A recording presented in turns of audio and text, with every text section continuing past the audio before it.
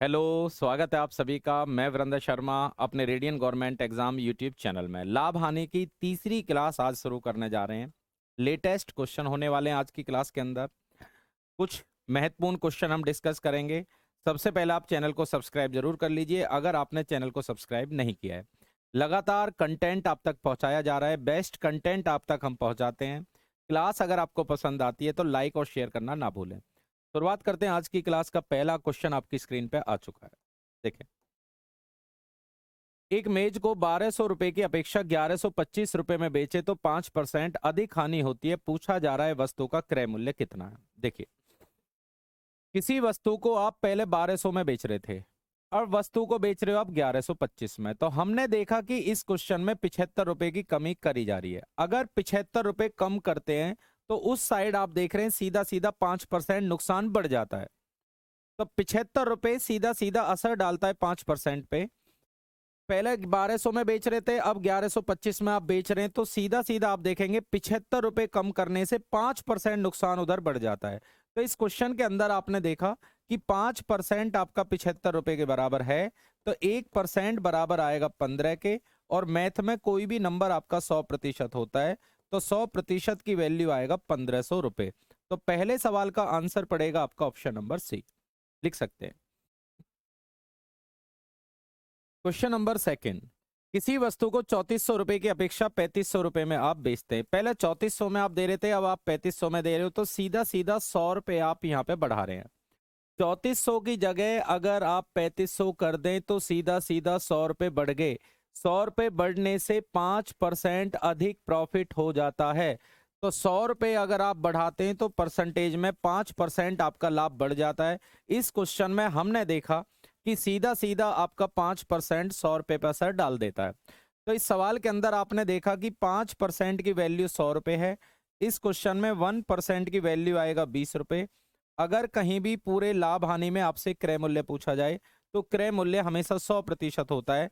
क्रय मूल्य होता है वस्तु का अपना रेट और अपना रेट होता है 100%।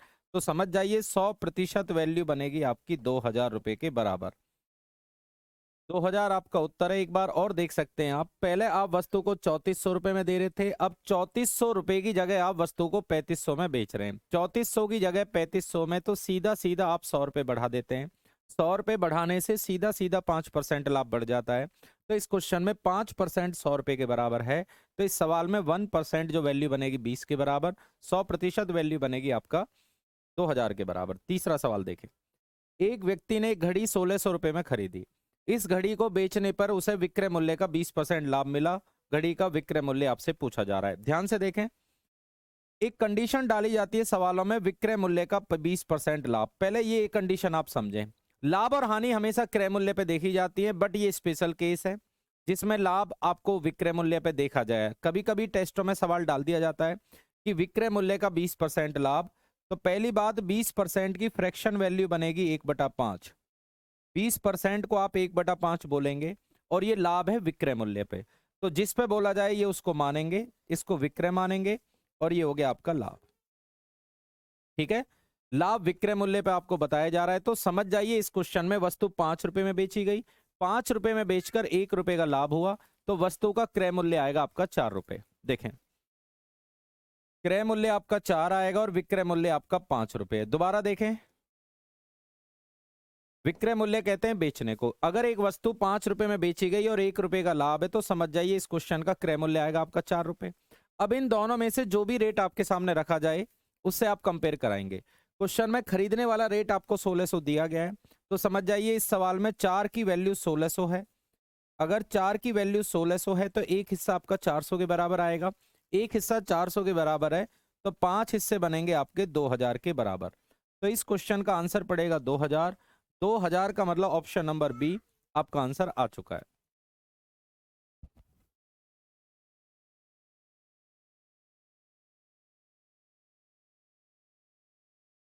क्वेश्चन नंबर आइए 4 पे। किसी वस्तु को 8000 रुपए में बेचने पर क्रय मूल्य का 1/5 हानि होती है। क्रय मूल्य का 1/5 हानि होती है। पिछला जो क्वेश्चन था आपका वो विक्रय मूल्य पर था, ये वाला क्वेश्चन आपका क्रय मूल्य पर है।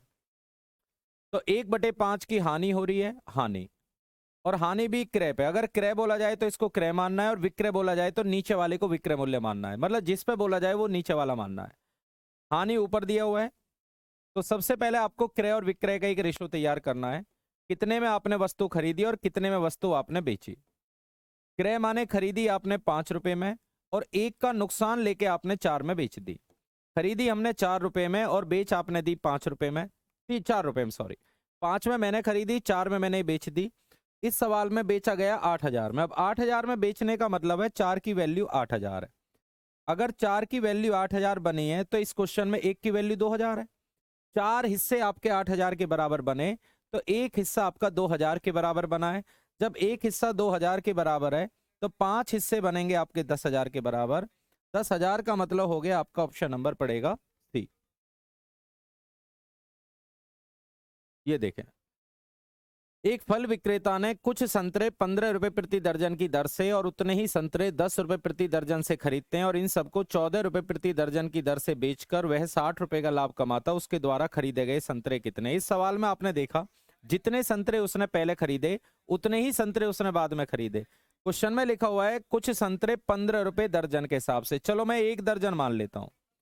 इस आदमी ने 1 दर्जन खरीदा 15 रुपए का। फिर कह रहा है उतने ही संतरे यानी 1 दर्जन और ले लिए। 1 दर्जन लिए उसने 10 रुपए के। मतलब जितने संतरे पहले खरीदे उतने ही संतरे उसने बाद में खरीदे। मैं मान लेता हूं माना 1 दर्जन उसने, 1 दर्जन पहले और 1 दर्जन उसने बाद में लिया। तो सीधी सी बात है, आपको सवाल में देखेंगे तो इस व्यक्ति ने 2 दर्जन खरीदे 25 रुपए में। जब 2 दर्जन इसने 25 रुपए में खरीदे, इसके बाद जब इनको बेचना चालू करता है और इन सबको 14 रुपए प्रति दर्जन की दर से बेचता है, तो 2 दर्जन अगर उसने खरीदे तो वो 2 ही दर्जन बेच पाएगा। और 1 दर्जन बेच रहा है 14 रुपए के, तो 14 दूनी 28 रुपए के। 2 दर्जन वो बेचेगा 28 रुपए में। 25 रुपए का माल अगर वो 28 रुपए में बेच दे तो उसको प्रॉफिट हो रहा है 3 रुपए का। पर ये आपसे बोला गया उसके द्वारा खरीदे गए संतरे बताइए। उसके द्वारा खरीदे गए संतरे पूछा जा रहा है। आप ये देखें 2 दर्जन पर उसको लाभ हो रहा है 3 रुपए का। भाई 2 दर्जन पर उसको 3 रुपए का लाभ हुआ। 2 दर्जन अगर खरीदता है तो 3 रुपए का लाभ उस व्यक्ति को हो रहा है, क्योंकि क्वेश्चन में प्रॉफिट दिया गया है। 2 दर्जन में 3 का प्रॉफिट हो रहा है और व्यक्ति को चाहिए 60 रुपए का प्रॉफिट। तो व्यक्ति को अगर 60 रुपए का लाभ चाहिए तो इसका 20 गुना है, तो 20 का 20 गुना करेंगे तो इसका अर्थ ये हुआ इस व्यक्ति के पास थे 40 दर्जन।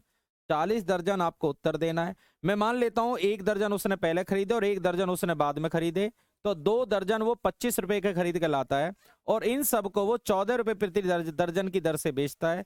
यानी 2 दर्जन 28 में बेचे, 2 दर्जन खरीदे 25 में, बेचे 28 में, तो 2 दर्जन पर सीधा सीधा 3 रुपए का लाभ है। 3 रुपए कमाने के लिए उसको 2 दर्जन बेचने पड़ेंगे। 60 रुपए कमाना है तो 40 दर्जन उसको बेचने पड़ जाएंगे।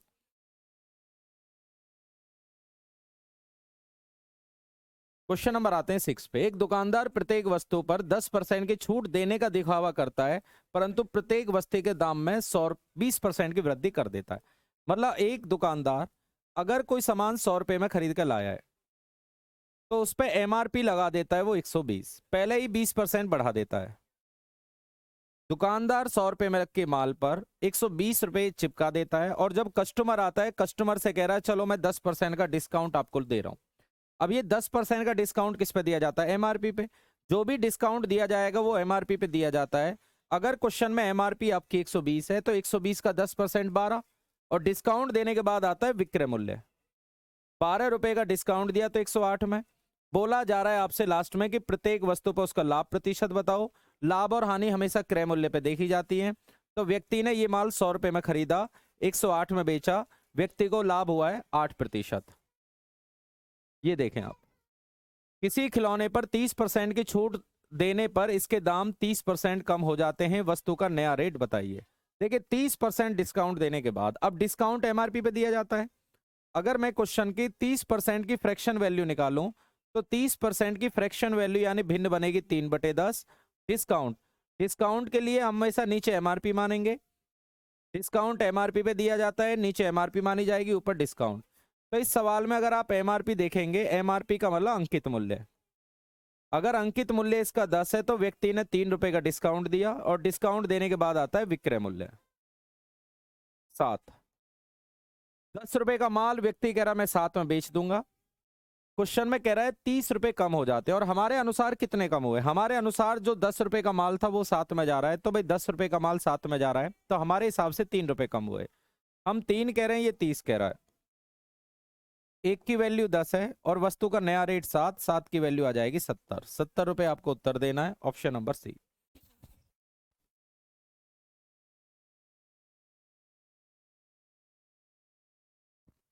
चलिए 8वां क्वेश्चन देखिए। एक ट्रांजिस्टर के एमआरपी को 32 रुपए कम करने पर दुकानदार 15% का लाभ कमाता है। अगर वस्तु का क्रय मूल्य 320 है तो एमआरपी पे बेचने पर लाभ प्रतिशत बताइए।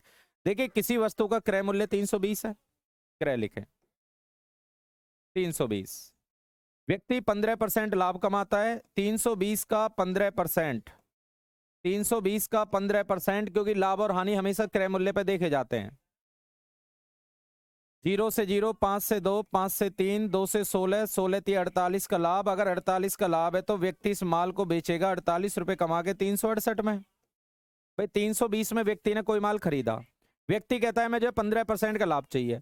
320 का 15% होता है 48, 320 में मैंने खरीदा, 48 का लाभ लेके यानी 368 में बेचा।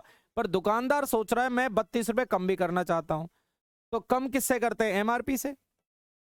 किसी कस्टमर के लिए सोच रहा है कि मुझे ऐसा कोई रेट लगाना जिससे 32 रुपए में कम भी कर दूं, तो इसका मतलब एमआरपी से 32 रुपए ज्यादा है। आप देखें, अगर एमआरपी 400 लगाएगा तो 32 रुपए का डिस्काउंट देकर 368 में बेचेगा। 368 में बेच दिया व्यक्ति ने, और सीधी सी बात है 320 का माल 368 में जा रहा है तो 15% कमा लिया उसने। ठीक है, अब बोला जा रहा है उससे कि अगर वो एमआरपी पर ही बेच दे, मतलब इस पे ना बेचे, डायरेक्ट एमआरपी पर ही बेच दे, इसी पर ही बेच दे, जो एमआरपी है उसी पर ही बेच दे, तो माल 320 का 400 में निकल जाए। 320 का माल 400 में, तो लाभ है 80 का, लाभ हानि क्रय पे निकलता है। परसेंटेज के लिए 100 से गुना करेंगे, इससे डिवाइड कराएंगे 4 बार, सीधा आंसर देना है 25%, यानी ऑप्शन नंबर सी।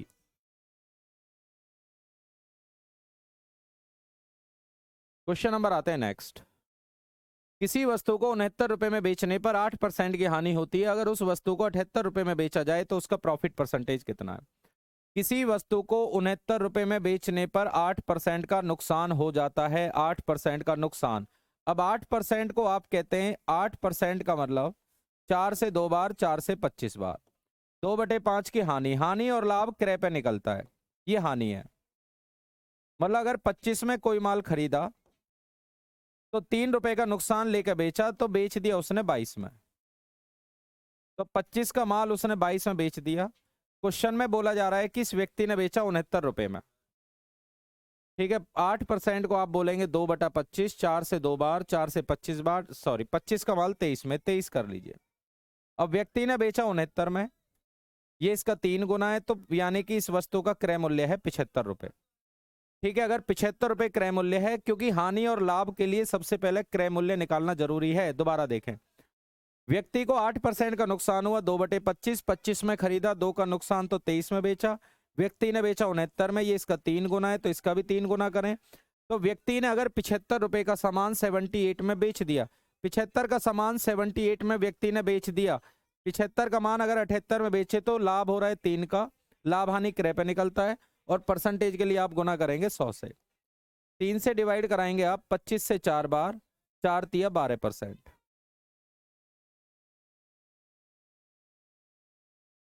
3 का लाभ हो रहा है 25 पे, गुना 100, आंसर आएगा 12%।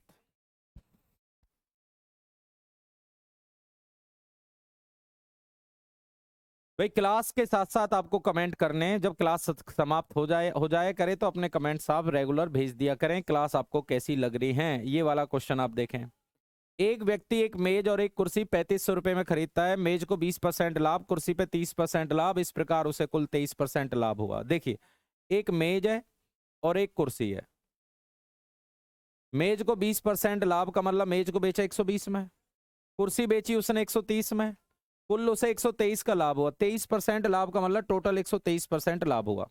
इसमें लगा दो आप एलिगेशन मेथड। मिक्सचर के अंदर मैंने एलिगेशन पे वीडियो ली थी, आपसे बोला था जब दो अलग अलग दिया जाए और टोटल आपके सामने दिया जाए तो आप एलिगेशन मेथड लगा दें। मेज को 20% लाभ पर 120, कुर्सी पर 30 लाभ 130, टोटल पे हो रहा 23 लाभ 123। अंतर करेंगे आप 3 आएगा और यहाँ पे करेंगे अंतर 7 आएगा। इसका अर्थ ये हुआ अगर मेज का रेट 7 है तो कुर्सी का रेट है 3।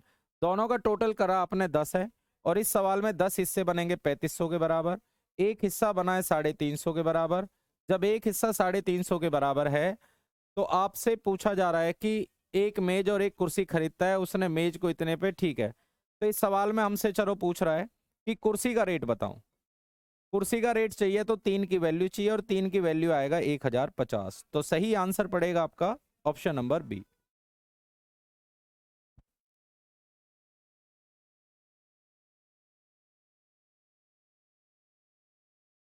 चलिए एक क्वेश्चन और देखते हैं। क्वेश्चन दिया गया, एक व्यक्ति ने एक घोड़ा और एक गाड़ी 20,000 में खरीदे। उसने घोड़े को 20% लाभ पे, घोड़ा 20 लाभ पे 120, गाड़ी को 10% हानि पर यानी 90 पर, कुल पर 2% लाभ 102। एलिगेशन मेथड आप लगा दें। घोड़े का आपको अलग पता है, गाड़ी का आपको अलग पता है, टोटल आपको अलग पता है, लगा दीजिए एलिगेशन। अंतर आएगा 18, अंतर आएगा आपका 12, 6 से 2 बार, 6 से 3 बार। तो घोड़े और गाड़ी का जो रेट आ रहा है उसका रेशियो आ रहा है 2:3। टोटल हमारे पास 5 और 5 की वैल्यू 20,000 है। 5 की वैल्यू 20,000 है तो 1 की वैल्यू आएगा 4,000 और घोड़े का क्रय मूल्य हमारे पास 2 और 2 की वैल्यू आएगा 8,000। 8,000 का मतलब ऑप्शन नंबर आपका डी पड़ेगा। तो आज की क्लास हम इसी सवाल के साथ फाइनल करते हैं। क्लास आपको कैसी लगी अपने कमेंट हम तक जरूर पहुंचाएं और लगातार क्लास देखने के लिए radian government exam YouTube channel को सब्सक्राइब करना ना भूलें और अपने कमेंट जरूर शेयर करें क्लास आपको कैसी लग रही है। चलिए विदा लेते हैं आप सभी से। Thank you.